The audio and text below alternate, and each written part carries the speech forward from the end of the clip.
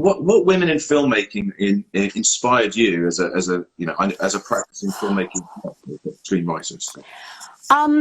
I was a kid who watched a lot of TV because I was an only child and I lived with my immigrant Sicilian grandparents and my mom, but she was at work all day, especially in the summer vacation. And that was before parents arranged play dates and drove you to your friends' houses for so many hours and whatnot. You were just on your own. So you went to the library, you found a bunch of books. So I read up a lot of the early female screenwriters, people like Anita Loos and Adele Rogers St. John's. And so I knew they existed and I was really interested in their work. But it wasn't available to see, right? Nobody was showing that sort of thing on television. So TV shows and TV writers in that period really struck me. I did a book on the Monkees a few years ago because Treva Silverman was the first female writer of a television show, a comedy writer who didn't have a male partner.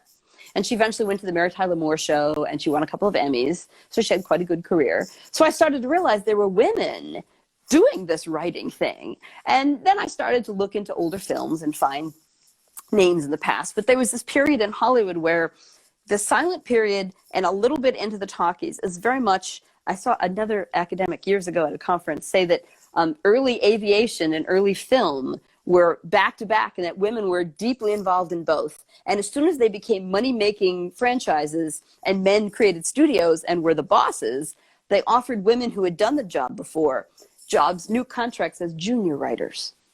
And the really big women, like Anita Loos or whatever, I'll just go write novels. I don't need you. Like I'm not a junior anything.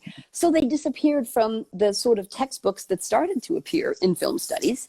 And it was all these men, right? So you really had to start looking for them. And of course, now there are better books out there. Cari Beauchamp has a wonderful book on Francis Marion, who was the first woman to win 2 Oscars for writing. And she was the highest paid screenwriter in Hollywood.